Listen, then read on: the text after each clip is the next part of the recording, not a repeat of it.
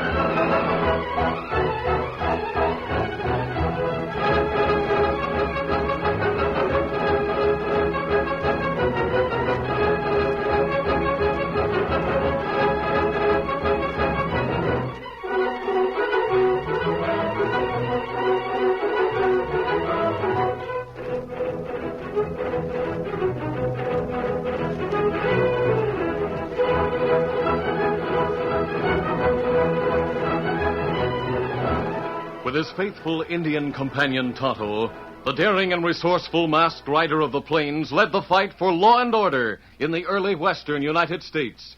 Nowhere in the pages of history can one find a greater champion of justice. Return with us now to those thrilling days of yesteryear. From out of the past come the thundering hoofbeats of the great horse Silver. The Lone Ranger rides again. Come on, Silver. Let's go, big fellow. Hi-yo, Silver! Hi!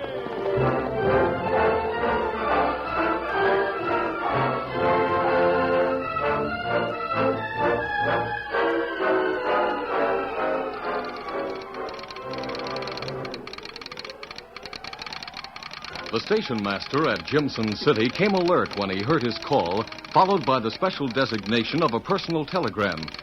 Carefully, he copied the entire message and then hurried off to deliver the telegram to Judd Thomas, manager of the nearby Big Baldy silver mine. Lucky Thomas was in town, and the station master found him quickly in Frank Killian's Big Dollar Cafe. Oh, howdy, Mr. Thomas. Hello, Jim. Glad I found you here. Got a telegram for you. Hello, Mr. Killian. Hello. That's fine, Jim. Here's something for your trouble. Oh, no trouble at all, Mr. Thomas.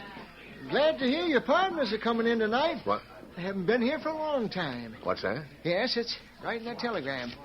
Sure nice to see them again. I never could see why they had to go back east to open that sales office instead of doing it right here. Don't suppose there's any answer you want to send back? No answer, thanks. Any time at all, Mr. Thomas. So long. Harry and Bert are coming here, huh? Come on back to your office. I want to talk to you. Sure. This way. When did he say they'd get here? Tonight on the late train. Now, come on in. Seems to me you aren't very anxious to see them partners of yours. You know why they're coming. They're worried because I haven't been shipping as much ore as I used to. What'd you expect? You've been stealing ore from that mine for a long time. I told you were taking too much. That silver belongs to me. Just because those two happened to be along when I discovered the Big Baldy, they've been living off the fat of the land, collecting 2/3 of everything that mine has produced. Have it your own way. The point is, it won't take them long to find out it's you who's been doing all that night shipping. They're not going to find out. How you going to stop them? I've been wanting to get rid of them for a long time. Now I have to. With them out of the way, I'll own the Big Baldy myself. You got that all fixed, huh? Yes. And we'll take care of them tonight. But you can't kill them out at the mine, Judd. No matter how you fix it, the sheriff's bound to ask too many questions. They'll never reach the mine. They'll die right here in town. Accidentally. I don't get you. I've been thinking about it for some time. I'll bring them here to your cafe right after they get off the train. Sure, they'll be hungry. When I give you the signal, you have a couple of the boys start an argument. Hey, now, wait a minute, Judd. Every time that happens, it turns into a free-for-all. Them trigger-happy mavericks would wreck the place. Yeah, exactly. Huh? And if Harry and Bert accidentally pick up some lead while the boys are having fun, nobody could prove it wasn't an accident. I don't like it. We got rid of Ted Barton for you that way last week. Forget about Barton. He was getting dangerous. He knew too much. Sure, but if somebody else gets killed the same way, the sheriff's going to realize it wasn't an accident. Now, suppose some strangers started the fuss. That way, you'd be in the clear. Yeah, that's a possibility. Then even if the whole town was watching, we'd still be in the clear. Yeah, that's it. And get busy. There isn't much time. Hey, you leave it to me, Judd. Them partners of yours are as good as dead right now.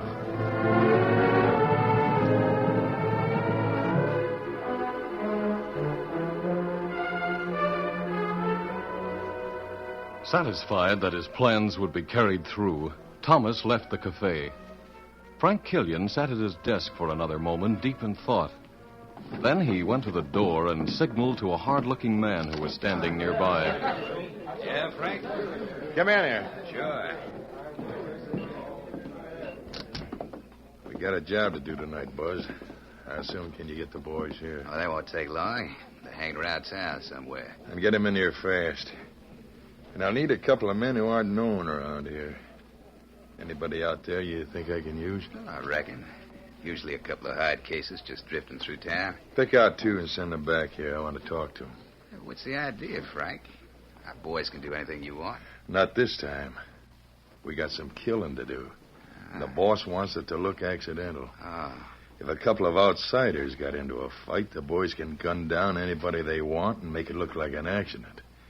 If we start a fracas, it'll give that nosy sheriff a chance to move in on us the way he wanted to after Barton got his. Ah, I get you. I'll be right back.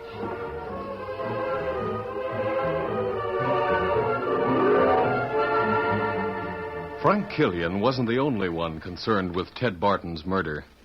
The Lone Ranger had known Ted for years, and as soon as the news of the boy's death reached him, the masked man and his Indian friend Tonto started for Jimson City.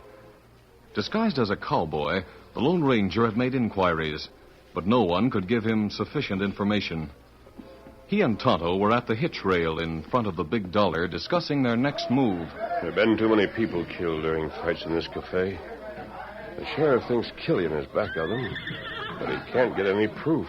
Well, we not get proof either. I think there's one way we can. You have plan, Kimosabe? Yes. I'm going to try to get a job with Killian. Perhaps I can get the evidence I want by working on the inside. Kimosabe. Yes? Man, come this way now. Yes, I see him. He's one of Killian's bouncers. Go ahead, Tonto. I'll meet you on the trail later. Me go.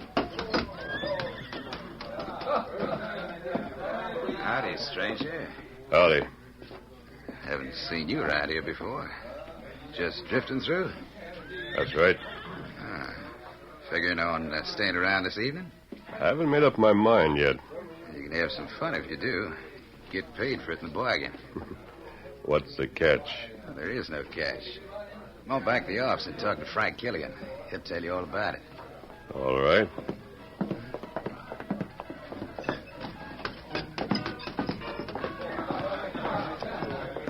The two men threaded their way between the tables to the office.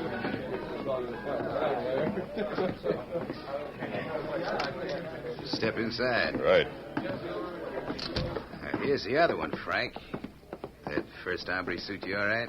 Yeah, you'll do. Yeah, this one looks all right. What's your proposition, Killian? There's nothing to it, cowboy. Oh? All you have to do is spend the evening in the cafe. You sit at a table with him. Anything you want's on the house. Then what? When I give you a signal like this, you two start arguing loud. I don't care what you fight about, just as long as you make it look good. Whoop it up. Throw some lead around. That's all there is to it. What else is going to happen? That's none of your business. You do as you're told and you get your money.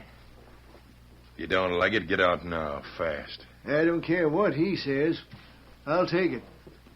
Well, what about you? All right. I will, too. When's this going to happen? Around 11 tonight.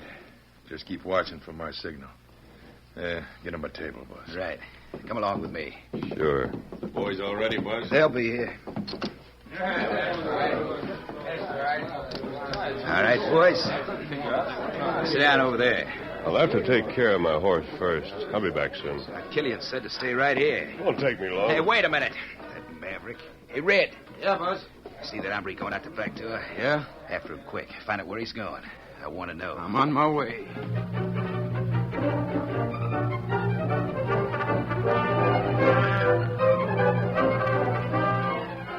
The Lone Ranger walked quickly out the back door of the cafe and then ran to the main street, staying in the shadows until he reached the sheriff's office. He stepped inside quickly and closed the door. Well, anything I can do for you, cowboy? Yes, Sheriff. I'd like to talk to you privately. It's important. Well, you can talk in front of Mr. Thomas here. He's one of the owners of the big Baldy mine, one of our biggest citizens. I didn't get your name. That doesn't matter, Sheriff. I just come from the Big Dollar Cafe. Frank Killian hired me and another man to fake an argument and start some gunplay in the cafe tonight. He did, huh? Why in thunder would he want to do that? Doesn't it sound familiar to you? Yes, it does. Somebody gets excited and smacks leather. Next thing you know, we're hauling dead cowboys off to Boot Hill. I pretended to hire out to Killian to find out what was going to happen. He said he'll give us a signal around 11 o'clock tonight. Is anything special going to take place in town at that time? Not that I know of. There's some excitement when the train comes in at 10:30, but that's all. Is there anyone special coming in on that train? Gee, that's right. Your partners are supposed to be on that train, Mr. Thomas. Maybe there's something to this. Would Killian have any reason for wanting to kill your partners? Why, you must be plumb loco, Sheriff. Mister, Yes? just who are you? A friend of mine thought this would be good enough for identification. What's that he gave you? A bullet? Yes, and it looks like silver. Let me see that. Yeah. Yep, that's silver, all right. Yes, it is. A silver bullet. And you say a friend of yours sent it to me? Yes, I thought you'd understand. What's this all about? Why don't you lock him up and be done with it, Sheriff? A silver bullet, huh? Mm-hmm. Now, I think I'll mosey over and have a talk with Frank Killian. Thanks for the tip, mister. You staying in town? Yes, I intend to see this thing through. Good. Stop back later. I want to talk to you some more. Oh, going somewhere, Mr. Thomas? Yes, out for a walk.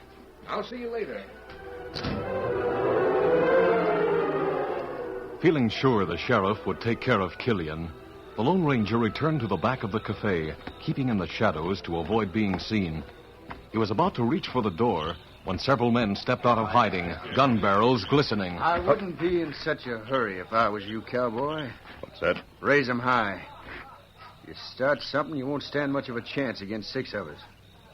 All right. What's the idea? Don't give me that. Killian told you not to leave the cafe, didn't he? Well, now the boss wants to have a little palaver with you. Get the horses, Slim. Right. Isn't Killian here in the cafe? Killian? He don't care about you now. It's the big boss that's got a hankering to look you over. Then Killian isn't the one behind all this. I was wondering about that. Shut up. You talk too much. Here's Slim with the horses. Mount up, boys. Easy, boy. All right, bucko, up on your horse. Easy, big fella.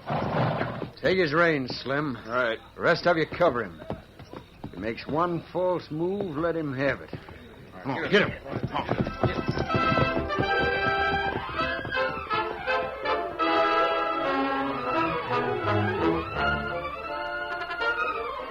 The curtain falls on the first act of our Lone Ranger story.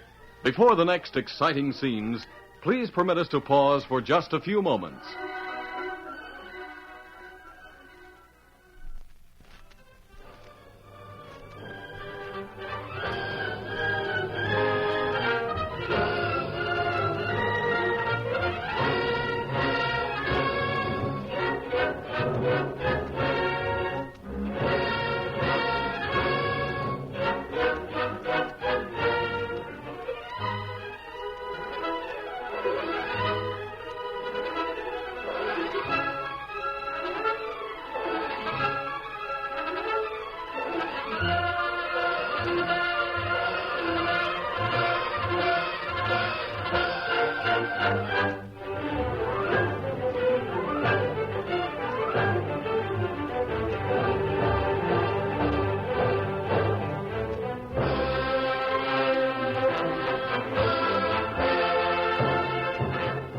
to continue our story.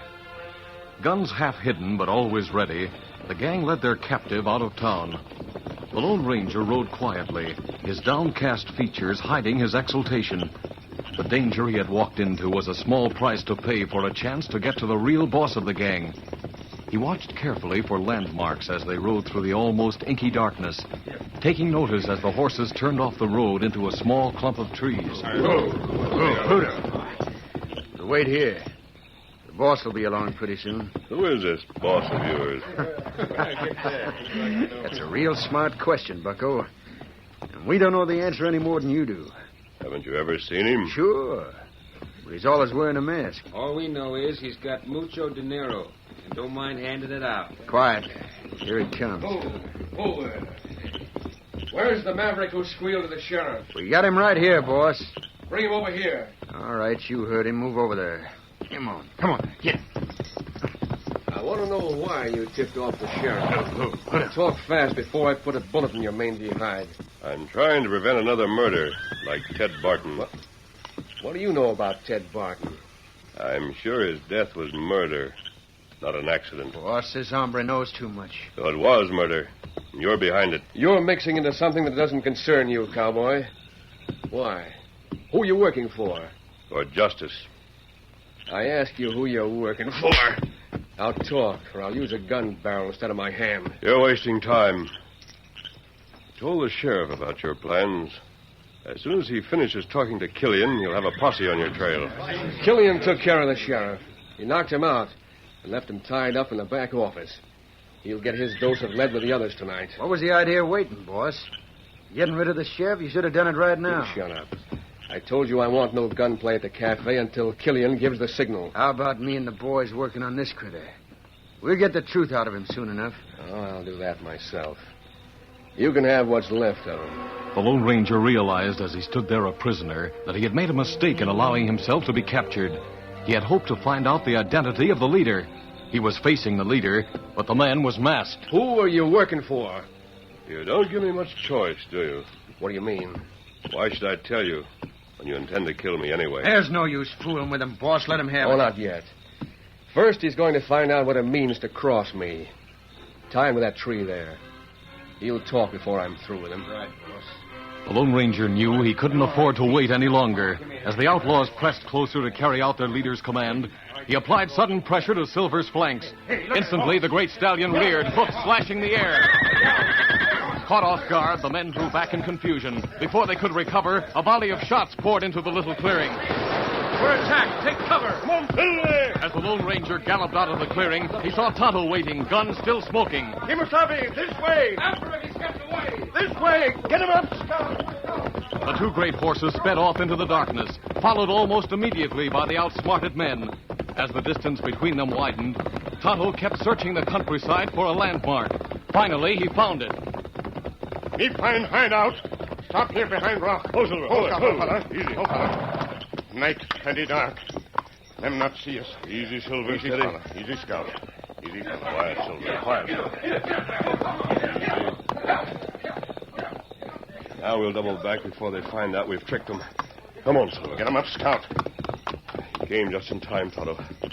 Thanks. Me see you ride with men. Me follow out here. Wait for chance. When you start, me fire guns. You picked the right moment. You take plenty big chance. It was worth it. This is the gang that murdered Ted Barton. They captured the sheriff, and they're going to try to kill several men at the cafe tonight.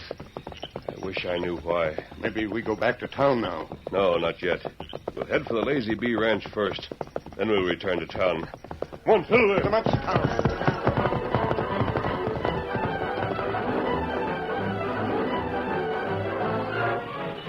The arrival of the Overland Express from the east was a nightly event in Jimson City.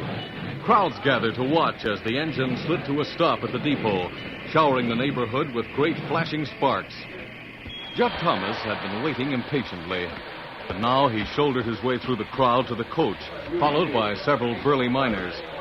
He let out a yell as soon as he saw his partners. Bert! Harry! There it is. Hello, Ted. Doggone, it's good to see you two again. It's been a mighty long time. You haven't changed a bit, you old coot. Wish I could say the same about you two. You've gone soft since you went back east. I can see that. Now, where's your luggage? Still on the train? Yes, I didn't see any porters. Where do you think you are? Back in Chicago? Slim, Yes, Mr. Thomas? get the bags from the train and take them out to the house. Sure thing. Now, let's get out of here. I told Killian to have dinner waiting for you at the cafe. Then we can relax a bit. It's a long ride out to the mines. Sounds good to me. Where are the horses? Horses? For tenderfeet like you? You've been back east too long to ride broncos. I brought a buckboard. Now listen, sourdough. We hadn't gone east to handle the business end of things. You wouldn't have anything to do out here. That ore doesn't do us a bit of good piled up here in the ground. I know that. Yeah, it's lucky the three of us hooked up together. Say, Judd, what's been happening out here lately? Those shipment reports have been very peculiar. If you hadn't been here, I'd have sworn somebody was stealing half the shipments. Well, it's a long story. And it can wait till later. I'd like to get some food under my belt. That train ride was no picnic. That's right. You must be plenty hungry. Well, come on. Killian's got food waiting for you. At the Big Dollar Cafe, Frank Killian had a table ready for the three partners, and in a few moments they were engrossed in their dinner. Killian made sure they were served only the best. Finally, they leaned back and smoked their cigars. That was the first good meal I've had in days. That train ride. I think I can use another cup of coffee. I still haven't got the taste of cinders out of my mouth. Pass your cup over here. I'll fill it for you. Thanks. This place sure has changed since we were here last. It was never this crowded before. Yes, Killian keeps up with the times, all right. He doesn't play favorites either. A miner's as good as a cattleman here. Here's your coffee. Oh, thanks. Oh, talking about cattlemen. Look at that crowd coming in.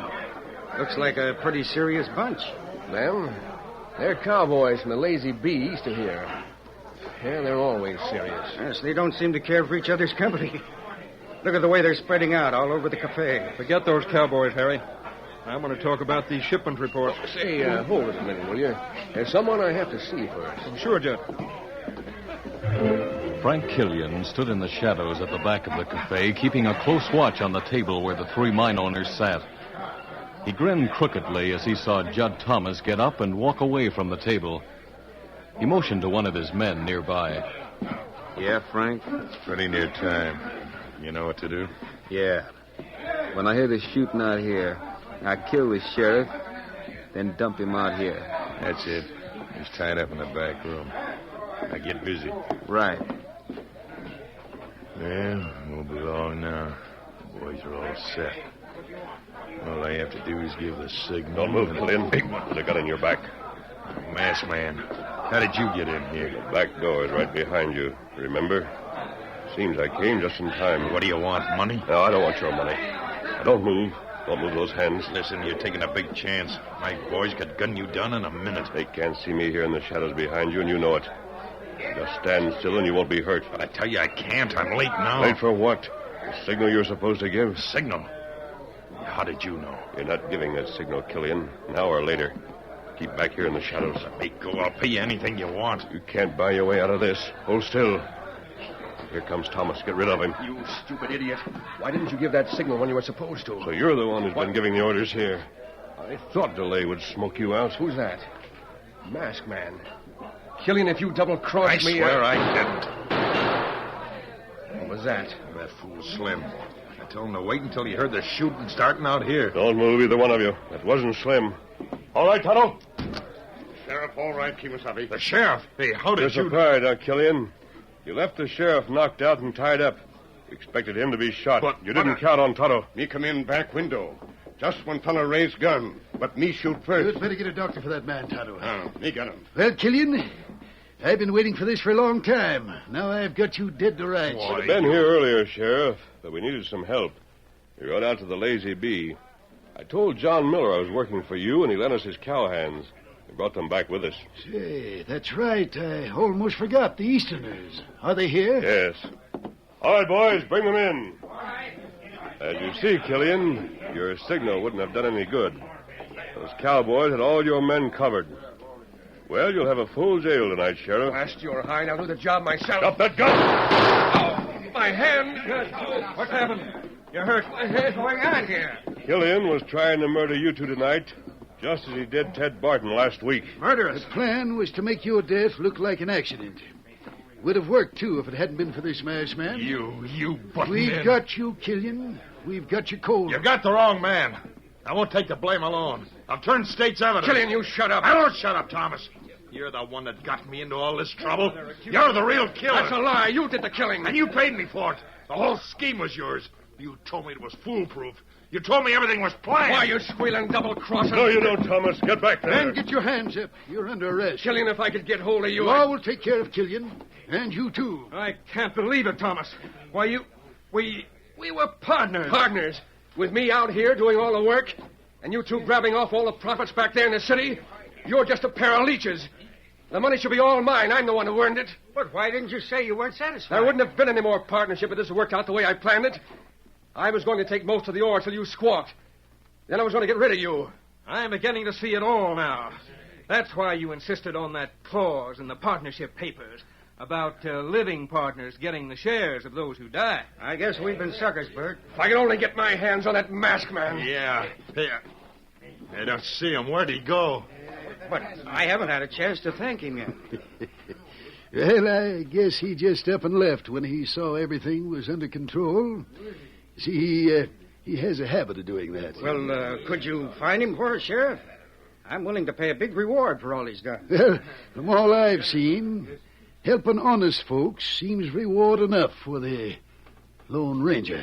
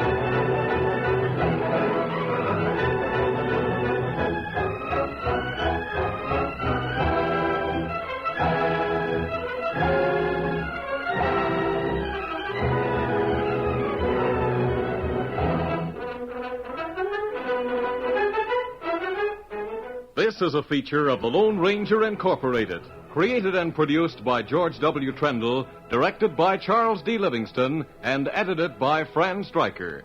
The part of the Lone Ranger is played by Brace Beamer.